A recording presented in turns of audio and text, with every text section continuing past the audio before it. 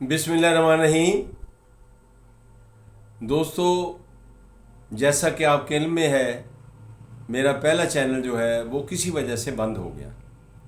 अब मैंने सियासी दरवेश के नाम से नया चैनल बनाया है। आपसे गुजारिश है कि आप हमारे चैनल को सब्सक्राइब कीजिए, हमारी वीडियोस को शेयर कीजिए और लाइक कीजिए। दोस्तों, अमेरिका, इसराइल, ईरान की जंग जो है वो फैल रही है। हम इस पर अफसोस का इजहार भी कर सकते हैं और करना भी चाहिए। पाकिस्तान एक ऐसी सिचुएशन में है कि सबसे ज़्यादा मुश्किल हमें पड़ रही है। पाकिस्तान एक तरफ ईरान के साथ करीबी और दोस्ताना ताल्लुकात को नज़रअंदाज किसी सूरत नहीं कर सकता।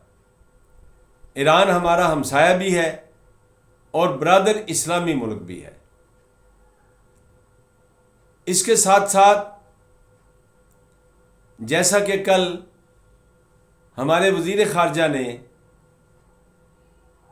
सेनेट में एक बयान जारी किया, उसके बाद इसहाक डार साहब ने एक प्रेस ब्रीफिंग भी की, जिसमें उन्होंने बतलाया कि पाकिस्तान भरपूर कोशिश कर रहा है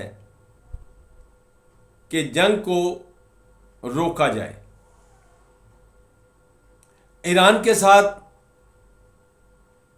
जो हमारे वज़ीर ख़ारजा की गुफ्तगू हुई उसका भी उन्होंने बतलाया और ये भी बतलाया कि बरादर इस्लामी मुल्क सऊदी अरेबिया के साथ हमारे ख़ुसूसी ताल्लुकात हैं और पिछले साल पाकिस्तान ने सऊदी अरब के साथ दिफाई मुआहदा भी किया है। तो ईरान का ये मुतालबा था कि सऊदी अरब अपनी ज़मीन को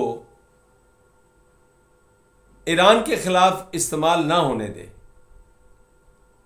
तो सऊदी अरब ने ये यकीन दिला दिया, लेकिन हमने देखा कि ईरान ने सऊदी अरब पर भी हमले किए, कतर पर भी किए, बहरीन पर भी किए। तो इस पर बड़ी तशवीश पाई जाती है कि जंग जो है वो फैल रही है। उर्दन पर भी हमले किए हैं, इराक पर भी हमले किए हैं। उर्दन ने बड़ा दावा किया कि उन्होंने ईरान के बहुत से मिसाइल गिराए हैं। कतर भी यही कह रहा है, बहरीन भी यही कह रहा है, मुत्तहिदा अरब अमारात भी यही कह रहा है। दोस्तों, हमारे लिए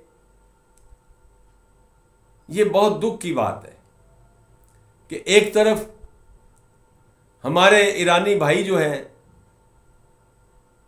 उन पर अमेरिका और इसराइल का हमला जारी है, और एक ताज़ा तरीन ख़बर ये है कि ईरान का एक जंगी बहरी जहाज़ जो है उसको आज श्रीलंका के करीब डुबो दिया गया। ख्याल ये किया जाता है कि वो एक आबदोज के ज़रिए उसको निशाना बनाया गया। अमेरिका ने दावा किया है कि ये उन्होंने जहाज़ को डुबोया है। श्रीलंका की बहरिया उसमें मौजूद लोगों को बचाने की कोशिश कर रही है। अभी अभी बल्कि इस वक्त जब मैं ये वीलॉग बना रहा हूँ तो अमेरिका के वज़ीर जंग मिस्टर पीट और उनके जर्नैल डनकन, इस तरह का ही नाम है उनका, तो वो गुफ्तगू कर रहे हैं, वो ब्रीफिंग दे रहे हैं और ये कह रहे हैं कि अगले एक हफ्ते में ये जंग ख़त्म हो जाएगी और अमेरिका जो है वो जंग जीत रहा है। और उन्होंने नई धमकी दी है कि हम एक और तगड़ा हमला करेंगे। बहरहाल इसमें रूस का किरदार और चीन का किरदार बहुत अहम है। भारत जो है उसने खामोशी अख्तियार की हुई है। पाकिस्तान की हुकूमत ने बाकायदा तौर पर ईरान पर जो हमला हुआ उसको नापसंद किया, उसकी मजम्मत की है, और ख़ास तौर पर ईरान के सुप्रीम लीडर आयतुल्ला खामेनी की जो शहादत है उस पर तो हर आंख अश्कबार है। दोस्तों, बात यह है कि कल वज़ीर आज़म की तरफ से पार्लियामेंट के अंदर मौजूद जमातों के पार्लिमानी लीडरों की मीटिंग बुलाने का फैसला किया और दावतनामे पहुंचाए गए। पीटीआई को भी दावत दी गई, तहरीके तहफ़्फ़ुज़े पाकिस्तान के नाम से जो एक इत्तेहाद बना हुआ है उनको भी दावत दी गई। और महमूद खां अचकज़ई जो कि अपोजिशन लीडर हैं कौमी असम्बली में, और राजा नासिर अब्बास जो अपोजिशन लीडर हैं सेनेट में, जिनको इमरान खान ने नामज़द किया है, इन दोनों को भी दावत दी गई। बैरिस्टर गौहर जो कि पीटीआई के चेयरमैन कहलाते हैं, उनको भी दावत दी गई। और पीटीआई के सेनेट में जो लीडर हैं सैयद अली ज़फ़र, उनको भी दावत दी गई। महमूद अचकज़ई का हमने कल बयान देखा, उसने कहा जी हम मुशावरत करेंगे, देखेंगे जाना है नहीं जाना, और साथ में ये कहा कि पार्लियामेंट का इजलास बुलाया जाए या सेनेट में ब्रीफिंग दी जाए। हालांकि दोस्तों, सेनेट में तो कल वज़ीर ख़ारजा ने जाकर एक बयान जारी किया है। पीटीआई की एक मीटिंग रात को हुई जिसमें उन्होंने कहा कि हमें तो पहले इमरान खान से मिलने दिया जाए। इनके कान में खारिश भी हो ना तो कहते हैं कि जनाब हमें ज़रा इमरान खान से पूछ लेने दीजिए। ओ भाई, ये नहीं होता। एक ख़ास कड़ा वक्त है, पाकिस्तान की अफ़गानिस्तान के साथ जंग जारी है और हमारे पड़ोस में एक ऐसी जंग शुरू हुई है जिससे तीसरी आलमी जंग छिड़ जाने का इम्कान है। आप अब भी लगे हुए हैं अपनी जाली किस्म की कार्रवाइयाँ करने और कह रहे हैं जी उनसे मिलने दिया जाए। अच्छा, मिल के क्या करेंगे आप? आप पहले ही उसके फलसफे के मुताबिक अमल कर रहे हैं।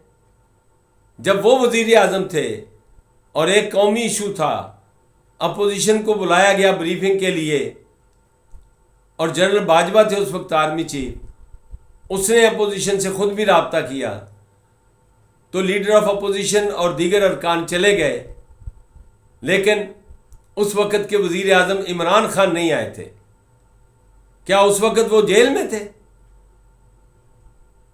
वो क्या था उनको मसला?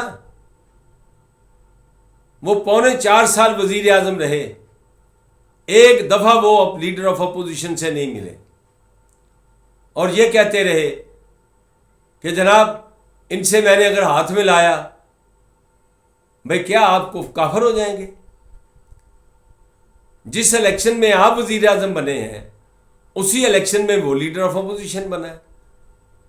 तो वही उनकी जो सोच है उस पर पीटीआई ने आज पूरा अमल किया और पीटीआई नहीं आई। और इसी तरह महमूद अचकजई भी नहीं आए, राजा नासिर अब्बास भी नहीं आए।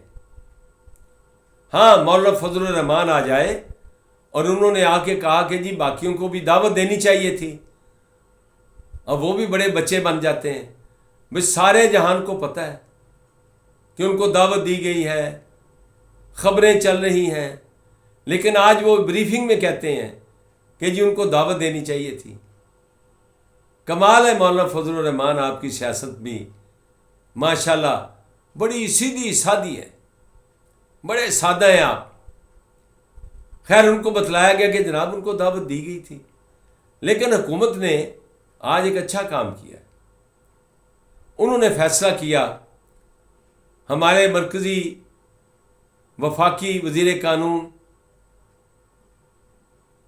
आज़म नज़ीर तारड़ ने बतलाया है कि हुकूमत ने फैसला किया कि पार्लियामेंट का मुश्तरका इजलास बुलाया जाएगा और वहाँ इन कैमरा ब्रीफिंग दी जाएगी, जैसा कि आज का इजलास भी इन कैमरा था। होगा तो इन कैमरा पार्लियामेंट का इजलास, लेकिन बहुत से ऐसे लोग हैं जो उसकी कार्रवाई भी नशर करने में फ़ख्र महसूस करते हैं। लेकिन बहरहाल, जहाँ तक पार्लिमानी निज़ाम हुकूमत का ताल्लुक़ है, उसमें पार्लिमानी लीडरों से बात करना भी पार्लिमानी निज़ाम का हिस्सा है और पार्लियामेंट का इजलास बुलाना भी पार्लिमानी निज़ाम का हिस्सा है। दोस्तों,